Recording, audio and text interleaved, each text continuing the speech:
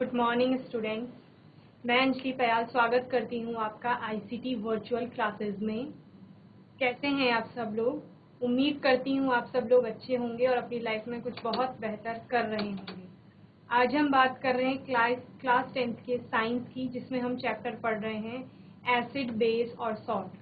पिछले सेशन में हमने कई चीज़ें कंप्लीट कर ली थी, जिसमें हमने इंडिकेटर्स को अच्छे से स्टडी किया था। आइए एक बार क्विक रिवीजन लेते हैं पूरे चैप्टर का। अम्ल, क्षार और लवण। हमने क्या कहा था? एसिड क्या होते हैं? जिनका स्वाद कैसा होता है? खट्टा होता है, यानी सोर, खट्टा होता है। और ये क्या करते हैं? ब्लू लिटमस को रेड में कन्वर्ट कर लेते हैं। और साथ ही हमने क्या कहा था? जब किसी एसिड की रिएक्शन किसके साथ होगी? बेस के साथ होगी, तो वो क्या बनाएगा? सॉल्ट बनाएगा, प्लस क्या बनाएगा? वाटर, जिसको हमने न्यूट्रलाइजेशन रिएक्शन भी कहा था। ठीक है। दूसरा हम बात कर रहे हैं बेस की, क्षार की। क्षार क्या होते हैं? कड़वे या कसैले होते हैं। टेस्ट बिटर, कसैले भी होते हैं। Changes red litmus to blue. ये रेड लिटमस पेपर को किसमें? ब्लू में। लाल को नीले में परिवर्तित कर देते हैं। और क्या करते हैं? ठीक इस वाली रिएक्शन का रिवर्स हो जाता है यहाँ पे। कैसे? एसिड बेस के साथ रिएक्ट कर रहा था तो क्या बना रहा था? बेस और सॉल्ट बना रहा था। वैसे ही यहाँ पर क्या होता है? जब कोई बेस किसी एसिड के साथ रिएक्ट करेगा तो सॉल्ट प्लस क्या बनाएगा? वाटर बनाएगा। और इसी को हमने क्या कहा था? न्यूट्रलाइजेशन रिएक्शन यानी उदासीनीकरण अभिक्रिया कहा था। एग्जाम्पल ऑफ बेसिस में हमने देखा था डिटर्जेंट, जितने भी डिटर्जेंट आप घरों में यूज करते हैं, वो बेकिंग सोडा हो गया, सोप हो गए, साबुन जितने भी हैं, और एंटासिड्स वगैरह हो गए। ये सारे किसके एग्जाम्पल है? बेसिस की। एसिड के एग्जाम्पल में हमने देखा कि नॉर्मली जो फ्रूट्स होते हैं, ठीक है, फल जितने भी होते हैं और जो खट्टे होते हैं टेस्ट में, उनमें क्या प्रेजेंट होता है? एसिड प्रेजेंट होता है। जैसे हमने एप्पल की बात की थी, एप्पल में मैलिक एसिड प्रेजेंट था। लेमन में हमने कहा था सिट्रिक एसिड प्रेजेंट। टमाटो में हमने कहा था कि कौन सा? ऑक्सैलिक एसिड प्रेजेंट है। ऐसे ही हमने क्या कहा था? ये सारे हो गए ऑर्गेनिक एसिड जो हमें नेचर से डायरेक्ट मिल रहे हैं।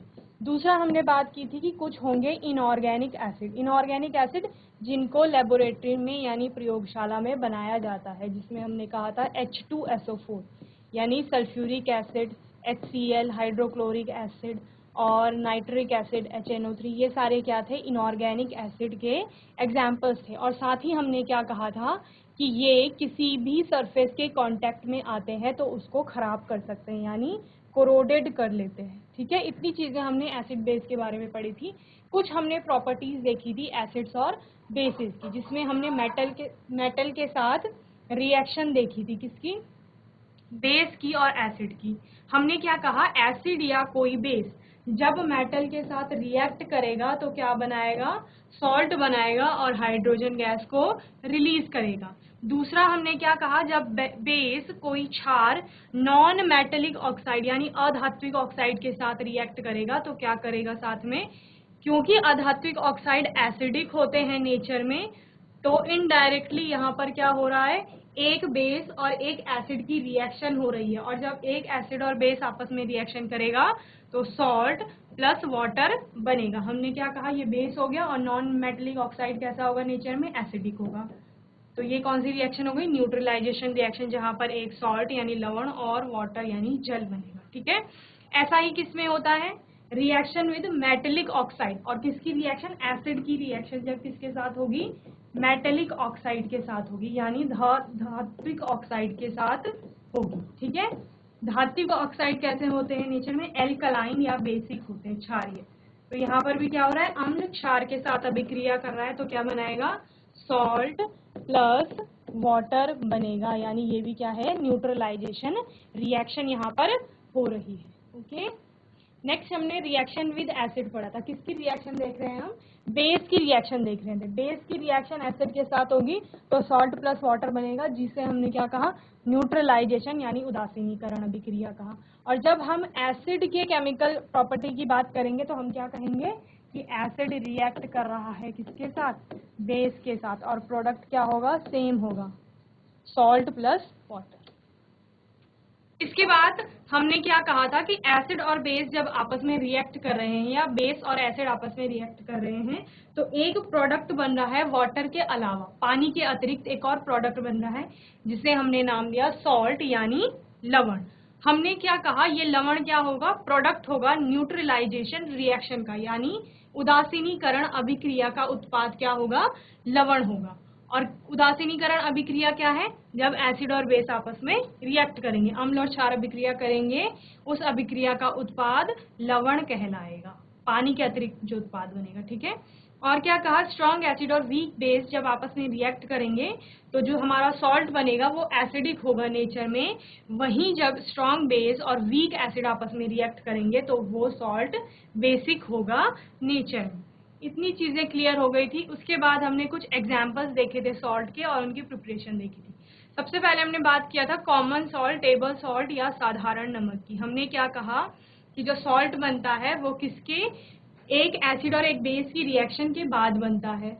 हमने एग्जाम्पल लिया कॉमन सॉल्ट सोडियम क्लोराइड का।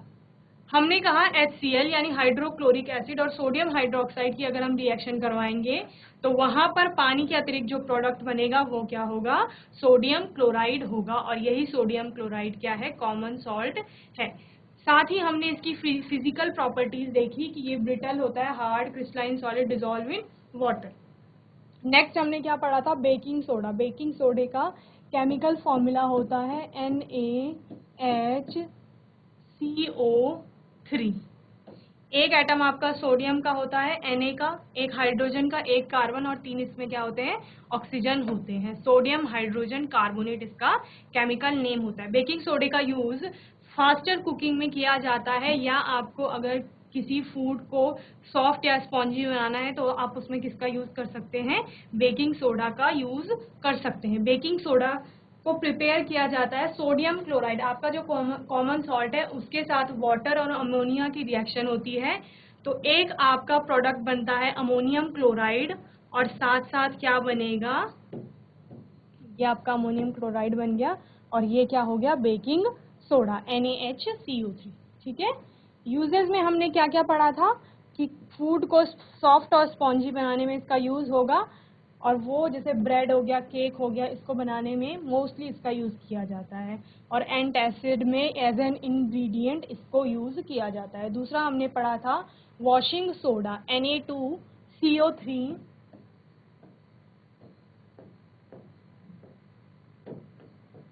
0.10H2, ठीक है। सोडियम कार्बोनेट के साथ क्या है, 10 मॉलिक्यूल किसके हैं, वाटर के हैं।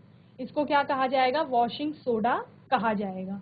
वॉशिंग सोडा को कैसे प्रिपेयर किया जाता है, sodium bicarbonate, sorry sodium hydrogen carbonate, जिसको हमने क्या कहा था, बेकिंग सोडा कहा था। उस बेकिंग सोडा को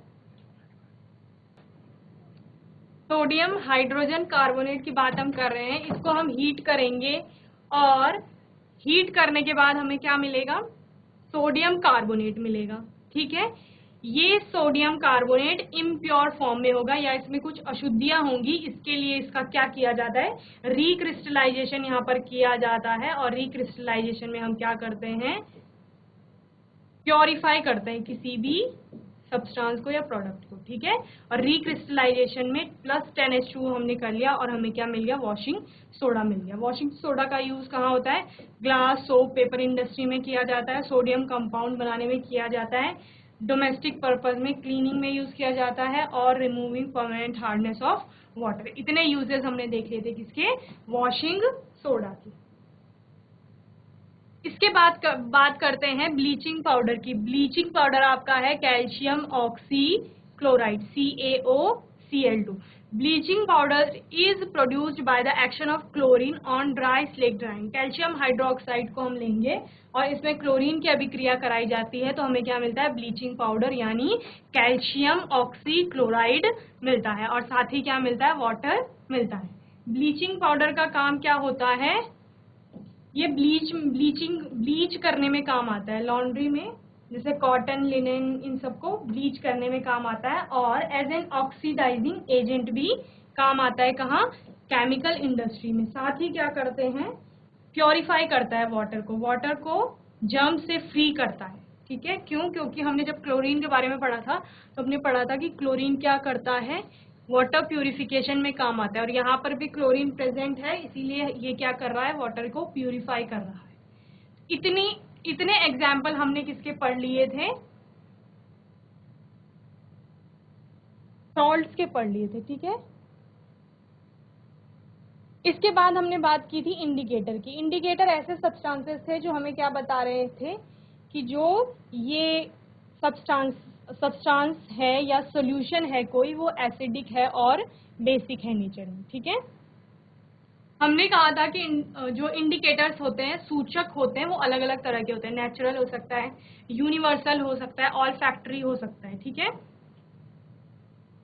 नेचुरल इंडिकेटर के हमने कुछ एग्जाम्पल पढ़े थे, लिटमस टेस्ट, टर्मरिक और चाइना रोज का एग्जाम्पल पढ़ा था। हमने क्या कहा, लिटमस टेस्ट में अगर हम लिटमस पेपर यूज करते हैं, जनरली 2 कलर के होते हैं, एक ब्लू और एक रेड। ठीक है, रेड लिटमस अगर किसी सोल्यूशन के साथ ब्लू में चेंज हो रहा है तो हम क्या मान लेते हैं कि वो सोल्यूशन कैसा है, बेसिक है नेचर में। और क्या कह रहे हैं, अगर वही रेड लिटमस किसी सोल्यूशन के साथ कोई भी कलर चेंज शो नहीं कर रहा है, ठीक है, तो वो सोल्यूशन कैसा हो सकता है, एसिडिक भी हो सकता है और न्यूट्रल भी हो सकता है। ठीक है, हमने क्या कहा, ए, बी और सी 3 हमारे पास सोल्यूशन है। एक हमारे पास रेड लिटमस है, एक ब्लू है। ठीक है, रेड, ब्लू। हमने क्या कहा, ए के कांटेक्ट में अगर हम रेड लिटमस को लाते हैं तो ये ब्लू में चेंज हो जाता है। ठीक है, बी के कांटेक्ट में अगर हम रेड को लाते हैं तो वो रेड ही रहता है, और सी के कांटेक्ट में भी लाते हैं तो वो रेड ही रहता है। दूसरा हमने क्या कहा कि हमारे पास जो सेकेंड लिटमस पेपर है ब्लू कलर का, अगर उसको हम ए सोल्यूशन के कांटेक्ट में लाएंगे तो वो ब्लू ही रहेगा।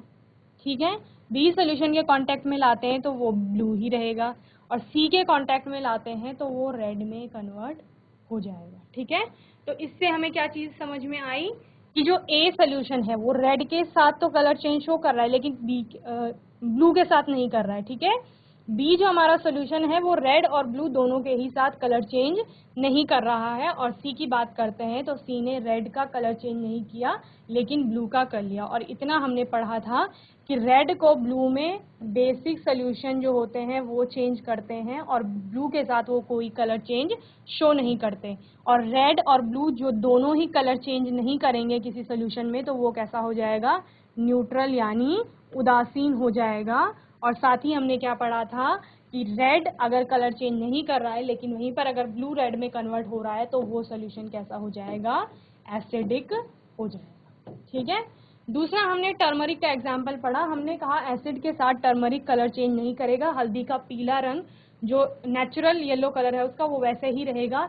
न्यूट्रल के साथ भी यही होता है, लेकिन बेसिक सोल्यूशन के संपर्क में अगर टर्मरिक आती है, हल्दी आती है, तो वो या तो रेड में या रेडिश ब्राउन कलर में चेंज हो जाता है। चाइना रोज में हमने क्या कहा कि गुड़हल की पंखुड़ियां लेंगे, पेटल्स लेंगे, उनको गर्म पानी में रख देंगे कुछ टाइम के लिए, और वो एक रेडिश कलर का या पिंकिश कलर का आपको सोल्यूशन मिलेगा, और वो किसी एसिड या बेस के कांटेक्ट में जब आएगा तो कलर चेंज शो करेगा। और वो कलर किस तरह से परिवर्तित होगा कि एसिडिक के कांटेक्ट में जब आएगा तो पिंकिश कलर का हो जाएगा, और बेसिक के कांटेक्ट में आने पर ग्रीन कलर का हो जाएगा। इतना हमने किसके बारे में पढ़ लिया था, इंडिकेटर्स के बारे में पढ़ लिया था।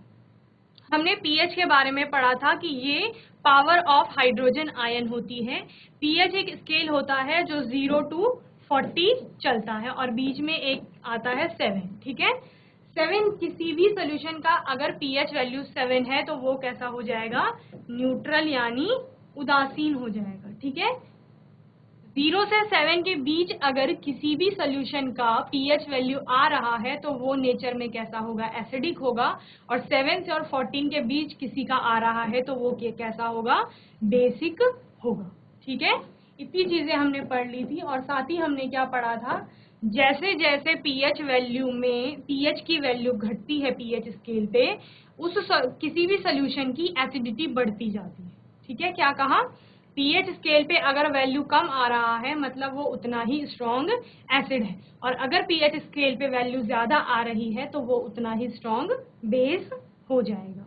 ठीक है, तो दो चीजें समझ में आई, अगर पीएच में वैल्यू कम है तो स्ट्रॉन्ग एसिड होगा, और पीएच में वैल्यू ज्यादा है तो स्ट्रॉन्ग बेस होगा। हमने क्या कहा, एसिड का अगर हम कंपैरिजन कर रहे हैं, एक कोई सब्सटेंस है ए जिसकी पीएच वैल्यू 1.5 है और कोई बी है जिसका 4.2 है पीएच वैल्यू। ठीक है, तो हमने क्या कहा कि इस केस में स्ट्रॉन्ग एसिड कौन सा होगा, जिसकी पीएच वैल्यू कम होगी। तो इन दोनों में पीएच वैल्यू किसकी है कम, ए की, तो A is stronger acid than B, ये हो जाएगा। ए क्या होगा, बी की तुलना में ज्यादा स्ट्रॉन्ग एसिड होगा। वहीं हम बेस की बात करेंगे, अगर बेस के केस में हमने क्या कहा कि एक कोई सी है सोल्यूशन जिसका पीएच वैल्यू सपोज 9 है, और एक डी सोल्यूशन है जिसका पीएच वैल्यू 13 है। तो हमने क्या कहा, बेसिक सोल्यूशन में क्या होता है, अगर पीएच वैल्यू ज्यादा है तो उसकी बेसिसिटी या वो उतना ही ज्यादा स्ट्रॉन्ग बेस होगा, यानी यहाँ पर डी क्या होगा, स्ट्रॉन्ग बेस होगा एज कंपेयर टू सी। क्यों, क्योंकि इसकी पीएच वैल्यू ज्यादा है। तो ये नोट कर लीजिए आप फटाफट। अगर आपके कोई डाउट्स हैं तो आप वो पूछ सकते हैं। ये सारा आपका रिवाइज हो रहा है पूरा चैप्टर। साथ ही इस स्केल में और हमें क्या देखने को मिल रहा है कि जिस सोल्यूशन की H+ आयन कंसंट्रेशन ज्यादा होगी वो उतना ही स्ट्रॉन्ग एसिड होगा, और जिस सोल्यूशन की H+ आयन कंसंट्रेशन जितनी कम होगी वो उतना ही स्ट्रॉन्ग क्या होगा, बेस होगा। ठीक है, और आप क्या बोल सकते हैं, जो एसिडिक होते हैं वो H+ आयन देते हैं डिसोसिएशन पे, और जो बेसिक होते हैं नेचर में वो क्या देते हैं, OH नेगेटिव आयन देते हैं।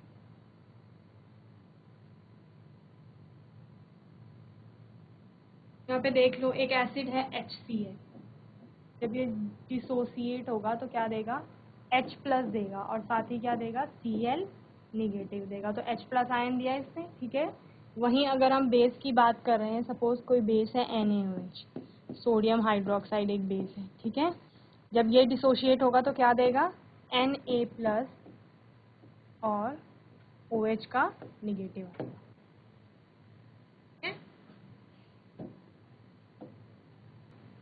तो पीएच स्केल से कितनी चीजें समझ में आती हैं, किसी भी सोल्यूशन का पीएच अगर 7 से ज्यादा है तो वो कैसा हो जाएगा, बेसिक हो जाएगा, और किसी भी सोल्यूशन का पीएच अगर 7 से कम है तो वो कैसा हो जाएगा, एसिडिक हो जाएगा नेचर में, और अगर पीएच क्या है 7 के इक्वल है तो वो सोल्यूशन क्या हो जाएगा, न्यूट्रल हो जाएगा। ठीक है, इतनी चीजें आपको समझ में आ गई होंगी। इसके बाद जो ये स्केल दिया है, यहाँ पर आपको कई सॉल्यूशंस के सब्सटेंसेस के पीएच बताए गए हैं, जैसे गैस्ट्रिक जूस यानी क्या पढ़ा था हमने, स्टमक में कौन सा एसिड प्रेजेंट होता है, HCl हाइड्रोक्लोरिक एसिड, इसका पीएच वैल्यू कितना है, 1.2 है। लेमन जूस यानी सिट्रिक एसिड, इसका पीएच कितना है, 2.2। प्योर वाटर का कितना होता है, अप्रॉक्स 7 होता है।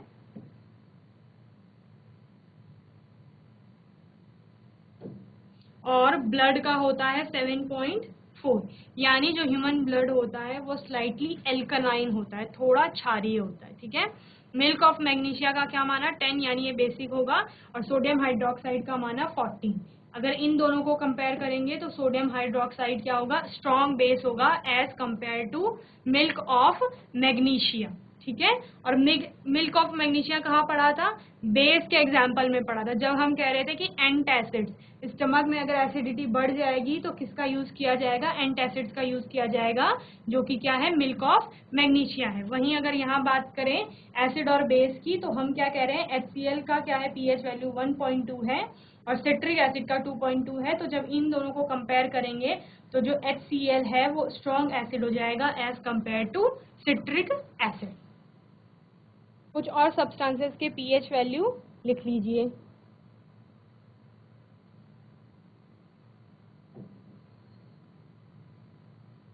विनेगर यानी एसिटिक एसिड का pH वैल्यू होता है 2.9। ओके,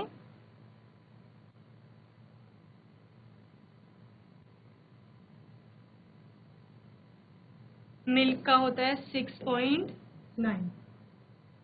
प्योर वाटर का 7 बता दिया, ब्लड का 7.434 ऐसे ही होता है। ठीक है, सी वाटर ये भी स्लाइटली अल्कलाइन होता है, इसका होता है 8.5।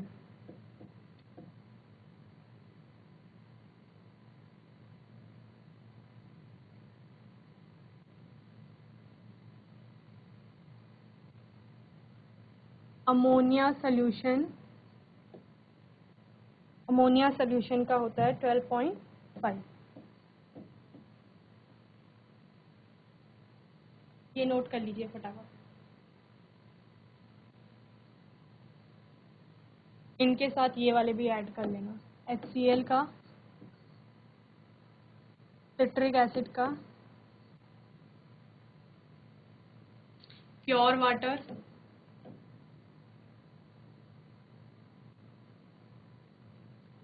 ब्लड,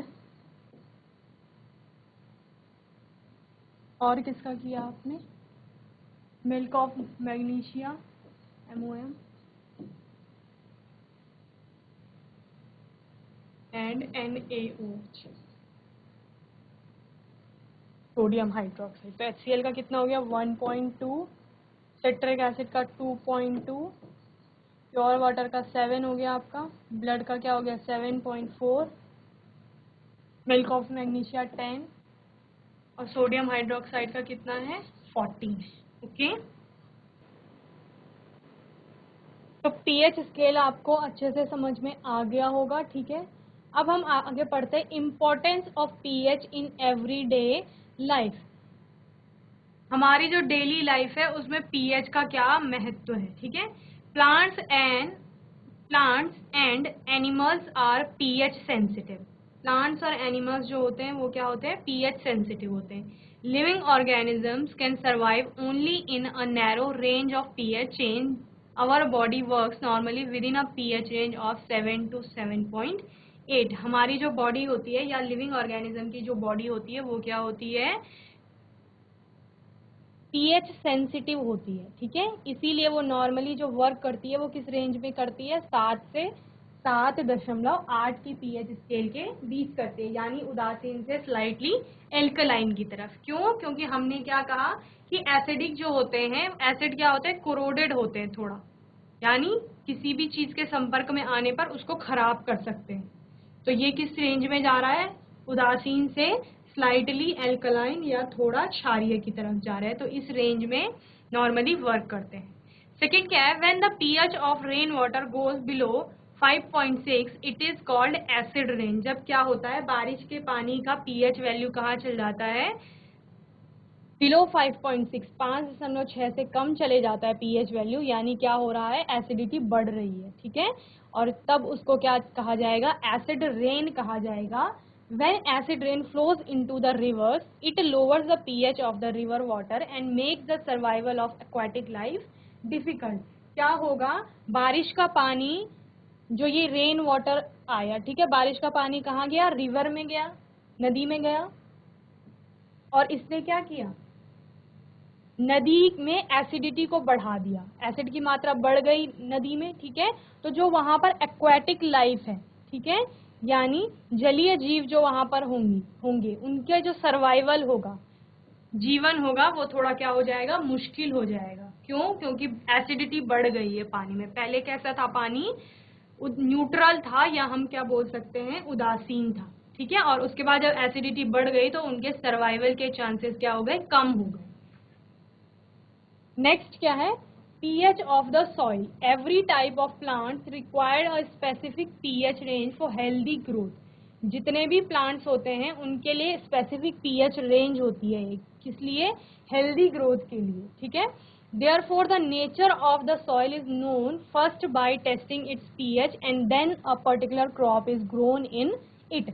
सबसे पहले क्या किया जाता है एग्रीकल्चर में, अगर कृषि का कुछ काम हो रहा है या खेती करनी है कहीं पर, किसी प्लांट को ग्रो कराना है, तो सबसे पहले सॉइल की टेस्टिंग होती है। और सॉइल की टेस्टिंग यानी जो मिट्टी है उसको टेस्ट किया जाएगा और उसमें सबसे पहले पता लगाया जाता है उसका पीएच, कि मिट्टी का पीएच क्या है, और जो क्रॉप हम वहाँ पर जिसकी हमने ईल्ड करवानी है या ग्रोथ लेनी है, किसी प्लांट को ग्रो कराना है, उसके लिए वो पीएच सूटेबल है या नहीं है, ठीक है। It is also suitable for selecting the fertilizer for a particular crop by knowing the pH of the soil. और उसके बाद क्या करना है, अगर उस क्रॉप के लिए कोई फर्टिलाइजर यूज करना होगा तो उस पहले क्या करेंगे, पीएच पता करेंगे सॉइल का, ठीक है। pH in plants, stinging hair of nettle leaves injects methanoic acid in the skin which causes burning pain. क्या होता है, कुछ प्लांट्स आपने देखे होंगे जिनमें कांटे कांटे निकले होते हैं, छोटे छोटे नेटल लीव्स जिनको कहा जाता है, उनमें मेथेनोइक एसिड, जिसको हमने क्या कहा था, फॉर्मिक एसिड भी कहा था, किसके केस में, जब हम एंट और बी स्टिंग के बारे में पढ़ रहे थे, एसिड का एग्जाम्पल पढ़ रहे थे, ठीक है, वो यही था फॉर्मिक एसिड या मिथेनोइक एसिड। तो जब क्या होता है, वो प्लांट या उस प्लांट की लीव्स हमारे स्किन के कांटेक्ट में आती हैं या हम गलती से उस पेड़ को छू लेते हैं, तो एक बर्निंग पेन या बर्निंग सेंसेशन प्रोड्यूस होती है हमारी स्किन में, इचिंग जैसा होता है, तो वो किसके कारण होता है, फॉर्मिक एसिड के कारण। जैसे चींटी के काटने पर होता है ना, वैसे ही अगर वो प्लांट आपको टच हो जाता है तो वैसे ही फील होता है। It is cure by rubbing the affected area with the leaves of dock plant which often grow beside the nettle plant. इसी प्लांट के बगल में एक डॉग प्लांट होता है, तो उस जो अफेक्टेड एरिया है जहां पर आपको गलती से वो प्लांट टच हो गया है, वहां पर क्या करेंगे, डॉग प्लांट की लीव्स को रब किया जाता है, जो कि ऑफन या मोस्टली सामान्य तरह से कहां पर पाया जाता है, नेटल प्लांट जो है हमारा, जिससे हमें प्रॉब्लम हुई थी उसी के आसपास मिलता है, ठीक है। तो हमने इम्पोर्टेंस ऑफ पीएच पढ़ लिया है, ठीक है। कुछ और टॉपिक्स इसमें रह जाते हैं जो हम नेक्स्ट सेशन में अपना कंप्लीट करेंगे। होपफुली आज का सेशन आपको अच्छे से समझ आ गया होगा।